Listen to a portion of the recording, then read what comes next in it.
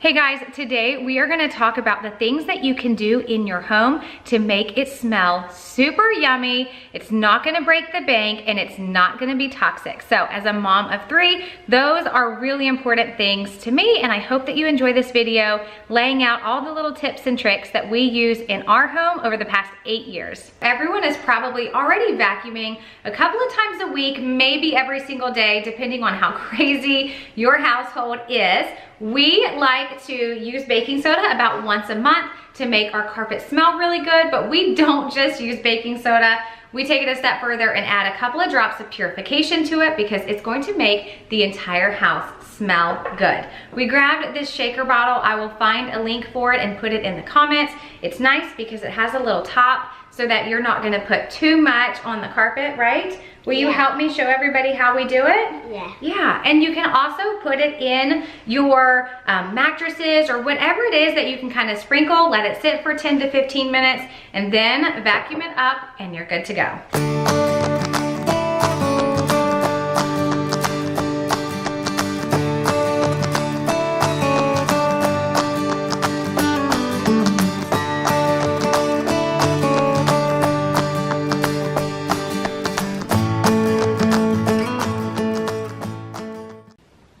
Okay, so now we're in the bathroom, and that is an area that you definitely want to smell good and better than it could smell, right? So typically people use air fresheners, candles, plug-ins, things like that in here. We don't use any of those in our house because we know that they're really toxic. But what we do use is we make a little spray. And this is like your air spray, your little poo-pourri spray. All you need is some essential oil. We love lemon and purification. It smells great together. About 10 drops of each of those. Then you add water, and then when you almost get to the top, add a little splash of witch hazel because that is going to mix the oil and the water very nicely. Without it, the oils will just sit on top of the water and it's not gonna mix and not give you the full benefit of making a spray. I'll drop these in the comments where I got them, just on Amazon, super handy to just make either linen sprays or bathroom sprays or whatever kind of things that you need in smaller quantities. Now, the other trick that I have for a bathroom before guests come over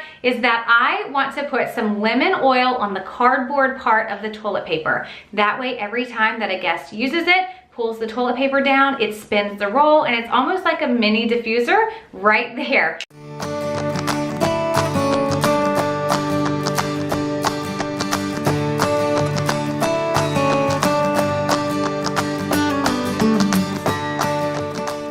Okay, this is like a spring cleaning hack. When you change your air filters, put a couple of drops of lemon on the filter itself, and then as the air is circulating through the house, it is going to smell really, really good.